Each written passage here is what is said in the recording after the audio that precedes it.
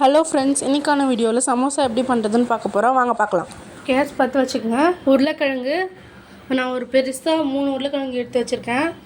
இதை நல்லா வெந்துட்டோடனே எடுத்து வச்சுக்கோங்க. இப்போ நம்ம சமோசாவுக்கு பேஸ் ரெடி பண்ணிக்கலாம். அதுக்கு தேவையானது நான் வந்து 2 கப் ஆஃப் மைதா எடுத்திருக்கேன். 2 கப் 1 கப் இல்லைனா வந்து 1.5 கப் வந்து கோதுமை சேர்த்துக்கிறேன். நான் ஹெல்த்தியாக செய்யணுன்றதுக்காக. உங்களுக்கு வேணுன்னா வந்து 2 கப் இது 2 கப் அதுன்னு கூட சேர்த்துக்கலாம். ஃபஸ்ட்டு இதை நல்லா போட்டு மிக்ஸ் பண்ணி விட்டுக்கோங்க. மாவு ரெண்டும் ஒன்றா கலந்து வர மாதிரி.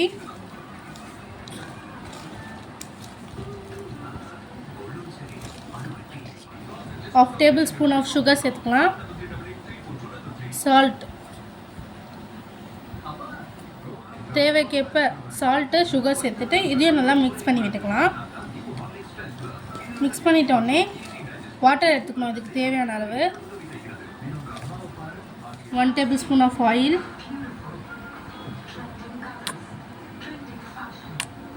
இப்போ இதெல்லாம் நல்லா விட்டு பிசைஞ்சிக்கோங்க.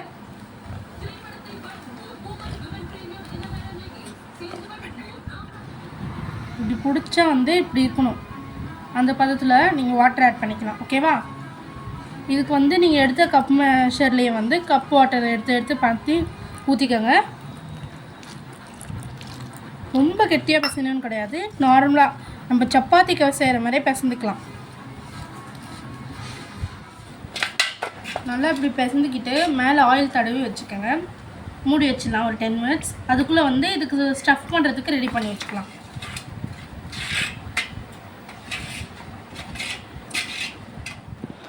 உருளைக்கிழங்கு வந்துச்சான்னு செக் பண்ணுறதுக்கு கத்தி விட்டு இப்படி எடுத்திங்கன்னா வந்துடணும். இப்படின்னா வெந்துடுச்சுன்னு அர்த்தம். இதை உரித்து வச்சுக்கலாம் தோலை.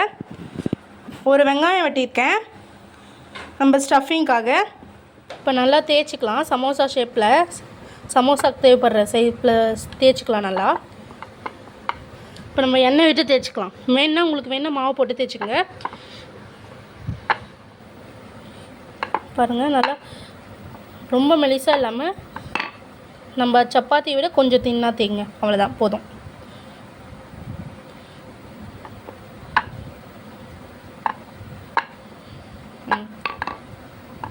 இந்த ஷேப் ஓகேங்க. இந்த மாதிரி தேய்ச்சிக்கோங்க.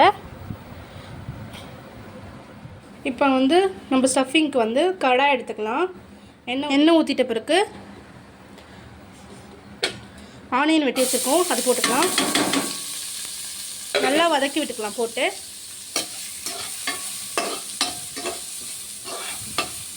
ரொம்ப வதக்கணும்னு இல்லை, இதனுடைய ஸ்மெல் போகிற அளவுக்கு ஒண்டி வதக்கிங்க. அவ்வளோதான் போதும். ஏன்னா ஸ்டஃபிங் வைக்க போகிறோம், ரொம்ப வதக்க தேவையில்லை. வெங்காயம் இந்த பதத்துக்கு வதக்கிடுங்க. நம்ம நெக்ஸ்ட் வந்து மஞ்சத்தூள் மிளகாத்தூள்லாம் சேர்த்துட்டு உருளைக்கிழங்கு சேர்த்து ஆட் பண்ணி நல்லா வதக்கிடலாம். பாருங்கள், மஞ்சத்தூள் ஒரு சிட்டிக்கை, மிளகாத்தூள் வந்து கொஞ்சம் தெரியுதா. இதை போட்டு நல்லா வதக்கிக்கலாம். இதுக்கடுத்து நம்ம ஆட் பண்ணிக்கலாம். உருளைக்கிழங்க வச்சுருக்கதே ஆட் பண்ணிக்கலாம். நல்லா உருளைக்கிழங்க மசிச்சு விட்டுக்கோங்க. உருளைக்கிழங்கு ஆட் பண்ணியிருக்கப்ப நல்லா கலரி விட்டுக்கணும். உருளைக்கிழங்கு தேவைப்பட்டுச்சுன்னா கொஞ்சோண்டு தண்ணி விட்டு நல்லா கலரி விட்டுக்குங்க. நல்லா இந்த பதத்துக்கு பண்ணிக்கணும். தண்ணி விட்டுக்கலாம், லைட்டாக தண்ணி விட்டுக்கலாம் உங்களுக்கு தேவைன்னா, வரலனா. இப்போ வந்து ஸ்டஃபிங் ரெடி ஆயிடுச்சு. தோசைக்கல்ல அந்த பேஸை வந்து லைட்டாக திருப்பி போட்டுக்கலாம். இப்படி திருப்பி இந்த மாதிரி உங்களுக்கு தேவையானதை இந்த மாதிரி பண்ணி எடுத்துக்கோங்க. மைதா மாவும் தண்ணியும் போட்டு பேஸ்ட் ஆட்டம் இது பண்ணிக்கலாம். நம்ம ஸ்டஃபிங்கை ஒட்டுறதுக்காக இந்த மாதிரி ஒரு சைட் பேஸ்ட் தடவிட்டு கையில் வச்சுக்கோங்க. இப்படி வச்சு கரெக்டாக இப்படி ஒட்டிக்கணும். அது ஒட்டிக்கிச்சுன்னா நம்மளுக்கு உள்ளே இருக்கா, இந்த டைமில் வந்து ஸ்டஃபிங் எடுத்து உள்ளே வச்சுக்கணும். எவ்வளோ வேணுமோ ஸ்டஃபிங் உள்ளே வச்சுக்கோங்க.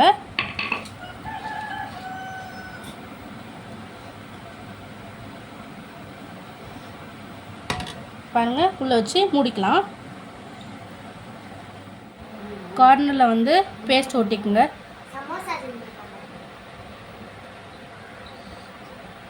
பண்ணிவிட்டு ஜாயின் பண்ணி விட்டிங்கன்னா சமோசா ரெடி. எண்ணெயில் வறுத்திட்டிங்கன்னா ஓகே. பாருங்கள் சமோசா ஷேப் ரெடி ஆகிடுச்சு.